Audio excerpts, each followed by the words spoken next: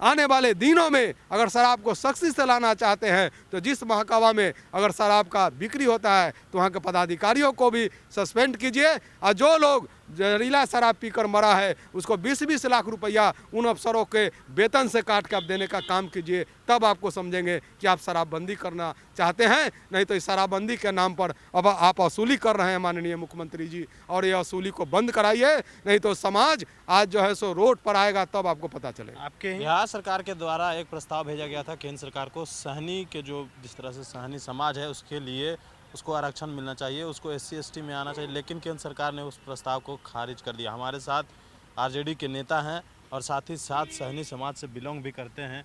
क्या लगता है जिस तरह से केंद्र सरकार ने प्रस्ताव जो है ठुकरा दिया है, अब क्या लगता है आगे? देखिए, देश के कई राज्यों में जो है सो हमारा समाज जो है सो निषाद, मल्लाह, मछुआ, नुनिया के सहित माली, तुरहा, कानू, नाई, कुम्हार, इन सब जातियों, केवट, बेलदार, कश्यप, इस सब समाज जो है लगभग 17 जाति जिसका अनुशंसा बार बार हमारे बिहार से और उत्तर प्रदेश से जाता रहा है, जबकि देश के कई जगहों पर ये जाति जो है अनुसूचित जाति और जनजाति में शामिल है। जिस प्रकार से अभी आपको उदाहरण के रूप में अनुसूचित जाति में दिल्ली, जहां हमारा देश का राजधानी है दिल्ली, वहाँ भी दिल्ली राज्य में ये जो है सो मल्लाह जाति जो है सो अनुसूचित जाति और जनजाति में शामिल है। उसी के आलोक में बराबर यहाँ से अनुशंसा जाता है, मगर बेईमानी यहाँ वोट लेने के लिए सिर्फ ठगने का काम आज तक हुआ। मैं पूछना चाहता हूँ माननीय मुख्यमंत्री नीतीश कुमार जी से कि आप दो हमारे समाज से मंत्री बनाए हुए हैं, एक उप मुख्यमंत्री बनाए हुए हैं, मगर क्या इनसे इन समाज का कल्याण हो जाएगा? आपने वोट के समय में 2014 में और अभी हाल में आपने अनुशंसा करके भेजा, एथनोग्राफिक रिपोर्ट भेजा कि आप केंद्र सरकार को, मगर आपने पहल नहीं की।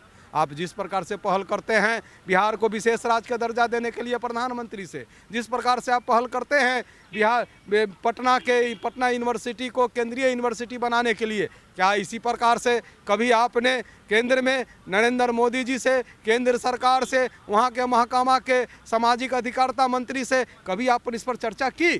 तो आपकी मानसिकता ठीक नहीं है। अगर आपकी मानसिकता ठीक होगी तो एक दिन में जो है सो आरक्षण लागू होगा, एक दिन में जो है सो आरक्षण निषादों के लिए लागू होगा। जिस प्रकार से प्रधानमंत्री का मानसिकता ठीक था और 4 दिनों में हमारे स्वर्ण गरीबों के लिए जो है सो 10% आरक्षण दिए, अगर इनका मानसिकता ठीक हो जाए तो सिर्फ 4 दिन में जो है सो यह निषाद और मल्लाह के साथ साथ 17 जातियों को भी अनुसूचित जाति और जनजाति में शामिल किया जा सकता है। आप लोगों ने खूब हंगामा किया सदन में शराबबंदी को लेकर।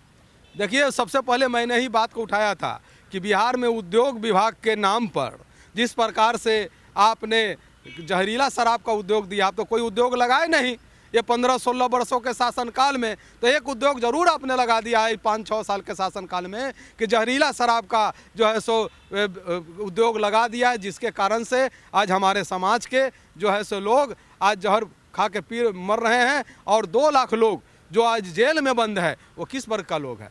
उसमें से 99% लोग आप खोजिएगा तो दलित, शोषित, उपेक्षित का लोग जो है सो आज बिना पढ़े लिखे लोग, जिनको कानून से कोई मतलब नहीं है, वो लोग बंद है। आपने कोई थाना प्रभारी पर के कार्रवाई किया? जब तक आप थाना प्रभारी पर कार्रवाई नहीं करेंगे, एक और जो है सो जहरीला शराब का अपने उद्योग खोल दिया और दूसरे और एक रोजगार दे दिया हमारे नौनिहाल बच्चों को कि वो अब सिलेट और किताब लेके नहीं जाता है, सिलेट और किताब के बस्ता में जो है सो 2 बोतल और 1 बोतल शराब लेके जाता है, और जो है सो जहाँ पहुँचाता है 100 रुपये बोतल उसे मिलता है। तो आप कहाँ ले जा रहे हैं बिहार को? कहाँ ले जा रहे हैं पिछड़ों को? कहाँ ले जा रहे हैं निषाद समाज को? कहाँ ले जा रहे हैं तुरहा समाज को? कहाँ ले जा रहे हैं आप अति पिछड़ा समाज को? कहाँ ले जा रहे हैं नुनिया समाज के नौजवानों को? क्या वो शराब बेचे और जेल जाए, शराब पिए? आपने जो कानून बनाया है इसमें आप ये भी कानून बनाइए कि जिस थाना में इस प्रकार के कार्रवाई होता है तो वहाँ के पदाधिकारियों को, आप तो सारा के सारा पुलिस को दे दिए हैं। अब पुलिस खाली शराब के पीछे लगा हुआ है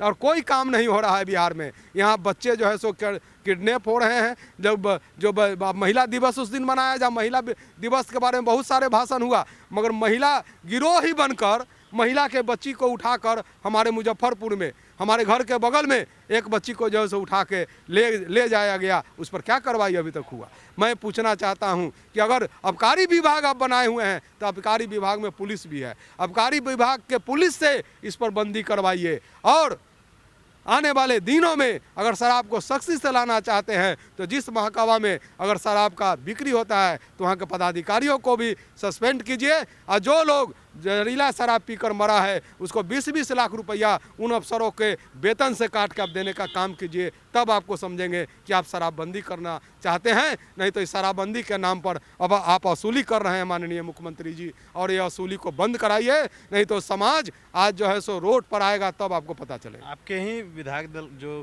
कांग्रेस के विधायक दल के नेता का कहना है कि शराब चालू कर दीजिए, भले तिगुना दाम वसूला जाए। अब जिस प्रकार से जो शराब 50 रुपया 60 रुपया में मिलता तो 500 में जनता खरीद के पिए रहा है, और आपको होम डिलीवरी हो ही रहा है, तो उनका कथनी कोई गलत थोड़ी है। आप जो है सो उसी बोतल को 1000 रुपया कर दीजिए और सरकारी स्तर पर दुकान खोलवाइए, कोई दूसरा नहीं खोले, थाना में दुकान खोलवा दीजिए, आबकारी विभाग के ऑफिस में दुकान खोलवा दीजिए, और किसी प्राइवेट को नहीं दीजिए। देखिए 30-35 करोड़ सालाना आपको आमदनी होगा। आप जो है सो इसके कारण से आप गरीबों पर टैक्स लगा दिए हैं, गरीब को जो है सो बिजली का टैक्स बढ़ा दिए हैं। सबसे ज़्यादा टैक्स जो है सो इस देश में जो है सो बिजली पर बिहार में है। पेट्रोल का भाव बढ़ा रहे हैं, सब चीज़ का भाव बढ़ा रहा है, सिर्फ शराब बंदी और उसके वसूली के खानापूर्ति के लिए। ये थे हमारे साथ अनिल सहनी, राजद के विधायक, जिन्होंने बताया कि शराबबंदी को लेकर सदन में काफ़ी हंगामा हुआ है। साथ ही साथ जिस तरह से केंद्र सरकार ने जो सहनी का जो प्रस्ताव था वो ठुकराया गया है, मल्लाह सहनी का जो आरक्षण देने की बात थी उसको ठुकरा दिया सरकार ने। अब इनका कहना है कि बिहार में अगर शराबबंदी नहीं है, और जिस तरह से कांग्रेस विधायक दल के नेता अजित शर्मा ने सदन में आवाज़ उठाया कि तिगुना दाम वसूल कर जो है वो शराब को चालू कर देना चाहिए, इस पर इनका कहना है कि उनकी कथनी बिल्कुल सत्य है, थाने में ही दुकान खोल देनी चाहिए।